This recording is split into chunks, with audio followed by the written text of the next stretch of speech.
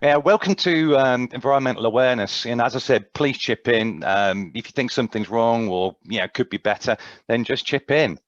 So our planet's changing and we need to help it to change for the better. There are lots of things that affect our planet in a bad way. But the good news is that everyone can help to reduce them, to do their bit for the environment. So let's discover together how we as individuals and businesses can support the environment. So throughout history, the dominant cultures have treated the planet like a big and dominant place, and that approach has not come back to bite us yet. But within the last few decades, things have started to change, and around 100 years ago, in the First World War, we could not have smashed the whole place up if we'd have tried. But 50 years ago, with nuclear energy, it became clear that we could totally mess things up if we made a big blunder. Today, we do not have to blunder at all. If we do not try hard enough not to blunder, we will wreck the whole environment. I like this quote by Stephen Hawking. Wow. There is no planet B. Planet B, yeah. Okay, good stuff. I'm going to go through that. It's a bit boring. All right, a question. Is there a climate emergency, anyone? Yes. Yeah. Yes, of course there is. Yeah, okay. Yes. Well, I've chosen some topics here, okay, that probably indicate there is. Okay, so we've got summer and winter in there, really. Jakarta, I've chosen a rhinoceros, but he's representing wildlife in general. CO2, our weather, and rainforests. Talk a bit about rainforests. So summer, any ideas why I might have chosen summer and winter, really? Because the seasons don't seem to be like they used to be. Summer, it used to be you knew when summer was, the months, but now it's sort of, you get a bit of summer early in the year and then a bit later in the year. Is that? Yeah, thank you very much. Yeah. Heating and cooling. Sorry, Kelvin? Heating and cooling, yeah? Yeah, thank you. Yeah, heat waves are now 30 times more likely due to climate change. February last year, parts of the country were hotter than Malibu. Yeah. Milder winters have detrimental effects on hibernating mammals, migratory birds, and flowering plants. Indonesia, Jakarta, what's going on there? Okay, Indonesia has got to have to move its capital city as its current one is sinking. Because of rising sea global levels and land subsidence, as underground water supplies have been drained away to meet water needs. Wow. Wildlife, I think somebody's probably got a bit of a key thought on what's happening with wildlife. A threat of extinction, isn't it? Yeah, there's more and more extinction threats, isn't there? Yeah, average wildlife populations have dropped by 40% in 60% in 40 years. And rhinos, where there was 10, there is now 1. CO2, there is more carbon dioxide in our atmosphere than any time in human history. The last time there was this much CO2 was more than 3 million years ago, when sea levels were several meters higher and trees grew at the South Pole. Wow. Oops, got a bit behind there, haven't I? There we go. Yeah, and I think we've already touched on the weather with Jules there. Extreme weather. 2/3 of extreme weather events in the last 20 years were influenced by humans. And rainforests. What's happening to rainforests? It's going on. There's a big fire issue, as well as California, in Russia as well at the moment, that it hasn't made the big news, which is also a contribution to the carbon dioxide record levels at the moment. Yeah, thanks very much. Really good. We lost 120,000 square kilometers in 2018. And as you say, deforestation contributes to global carbon emissions because trees naturally capture and lock away carbon as they grow. Yeah. All right, so deforestation's a problem. Now, when I looked into this, I thought, which environmental issues do I pick? Which are the biggest? And I could have chosen, I don't know, any from about 25, I think, really. It's a bit like unconscious biases. How many are there, you know? How many problems do we have? So here goes. I've chosen 6. And the first one I've chosen is electricity, then pollution, food, water, rubbish, and rainforests. All right. Any idea why I chose electricity? I think. Oh, sorry. Move Carry on, Peter. towards renewable sources. Yeah, we need to go towards renewable. Yeah. Renewable energy from sources such as wind and water and biomass and solar. You know, I think they produce around 30% of the UK's electricity, but we still have a long way to go. The top tip could be to fit solar panels. Anybody got solar panels? No.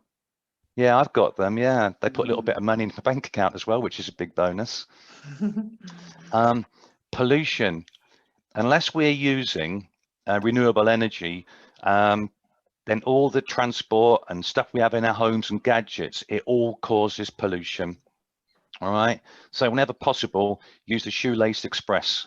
Okay. And that is, Walk. yeah, go for a walk or get on your bike. Food. Food's a big problem because it comes from all over the world. And so these food miles amount to a lot of transport, and transport means fuel, and fuel means more pollution. So a tip here could be Grow your own. yeah, thank you. Yep, thank you, Mark. Yep. Can I just? Oh, by the way, I should have said, Mark has seen this so many times he could actually do this, couldn't you, Mark? I feel sorry for you, taking help and seeing this for the 32nd time. Sorry. Can I just throw in that approximately 1/3 of all food grown goes to waste, I know. and yet people are starving. Yeah. We can't feed children, but we can fill bins and landfills with leftover food. So sad. Yeah, thank you, Peter. Yeah, water. Every person in the UK uses 150 litres of water a day. Compare this to some countries where they only have 5 to 10 litres. Poor countries would be shocked to hear that we use drinking water and flush it down in our lavatories. So a tip for water could be share with a friend. Or if you don't fancy that, just reduce your shower time. There's a brilliant, I'm sorry if I'm interrupting again, there's a brilliant Japanese toilet which has got the hand washing basin on top of it, and the water from washing your hands goes into the flush rather than clean water. Brilliant. Wow, sounds really good. Rubbish. Basically, we're producing so much more stuff than we actually need. So yeah, despite our best efforts, you know, with recycling, we're still throwing too much stuff away. So there's loads of things you can do. So something we've been doing for many years is buy recycled paper. And rainforests again. Rainforests, as you said, large areas are burnt down, and they're burnt down to grow palm oil, which is a biofuel used as an alternative to petrol and diesel.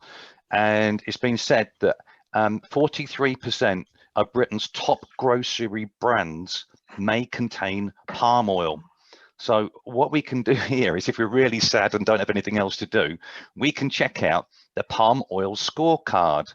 Check your favorite brands out. Yeah, boycott McDonald's and KFC for a start. Yeah, absolutely. Yeah, we do that for We've done that years. for years. Only because it's rubbish as well. Believe it or not, McDonald's ranks pretty highly. They didn't, but they are now. Yeah. Yeah, I mean, I've chosen these 3. These are not at the top, but there are holding companies that we probably wouldn't recognize or even have heard of. So I've chosen these as a supermarket, a manufacturer, and I think a food service provider or something like that. So yeah, if you really have nothing to do, palm oil scorecard. So what's the problem behind all this? It's energy. Energy's always been going up. We use more than 3 times as much as we did when I was born 50 years ago. And it's this rising energy use that's landed us recently and accidentally in what is called the Anthropocene, I think if I got that right, error. This is an error in when we are big and powerful compared to our fragile planet. So we need to live our lives in a different way if we do not want things to go terribly wrong. So that's quite a scary chart there, isn't it, looking at that? So I was trying to find out a good source of information regarding how much energy we do use and how much of it comes from renewables and things. And I must have read so many websites and none of them say the same thing. I found this website, gridwatch.co.uk. Has anybody ever heard of this? No. It's absolutely amazing. Yeah, I never thought I'd be interested in this because all these dials here, each one of them is flickering all the time with up-to-date information. So the one on the left where it says demand is obviously the total UK demand for electricity. You've got renewables in there, which is solar, hydroelectricity, biomass. I was interested to read about nuclear, so I didn't really understand it. But we began to generate electricity from nuclear power in 1956, and there are currently 8 nuclear power stations in the UK.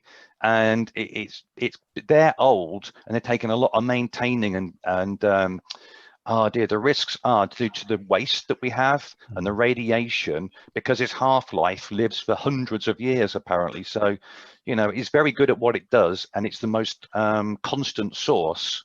But you know, it's got some big challenges there. From an emissions perspective, in normal use, it's actually quite clean, isn't it? Yeah, I think it is, Mark.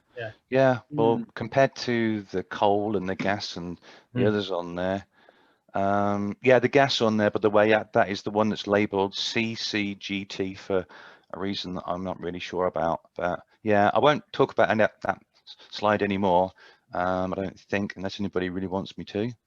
But anyway, interesting site. Hopping on. Okay, very, very simple. The slide, this one. So there's a direct connection between our energy use, basically, and our environment. So, yeah, when we consume less power, you know, we reduce the number of toxic fumes from power stations. That enables us to protect the ecosystems from destruction. But taking these steps to reduce our energy intake will contribute to a happier and healthier life. So really simple slide, that one. Benefits of environmental awareness. Anybody can think of any benefits going on here?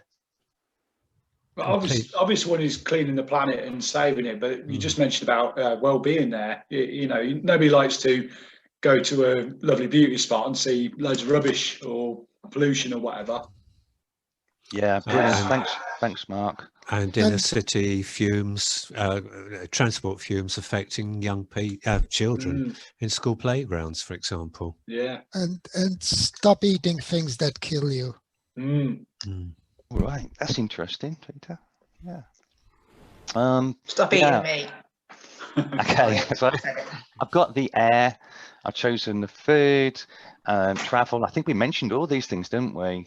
And there's our countryside, and that one's representing jobs. So when we have fresher air, our life is healthier.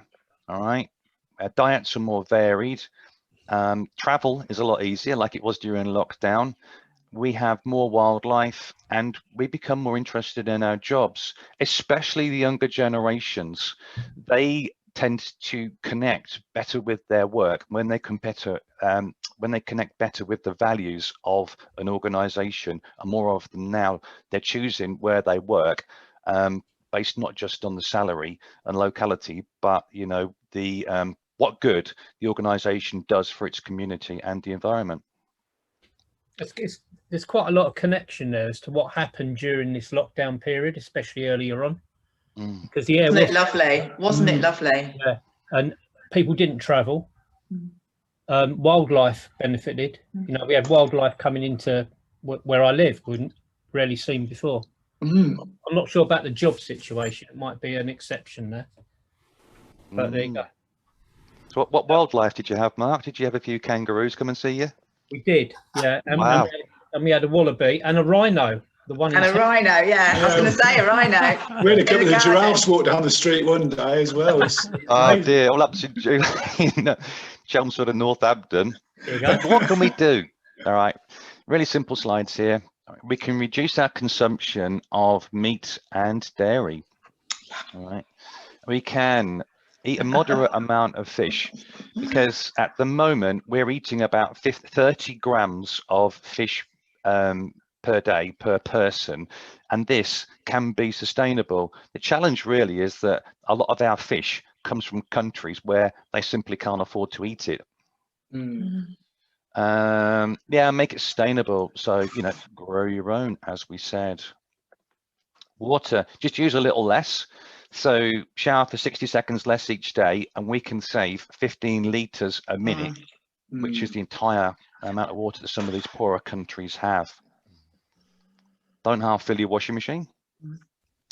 Cover your garden up to prevent evaporation.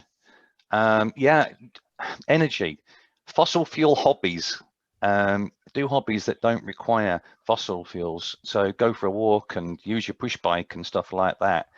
And these e-bikes are absolutely amazing. And I think some of these will replace some of the delivery vehicles in cities, because these are made to carry up to 4 children on the back, or 250 kilograms.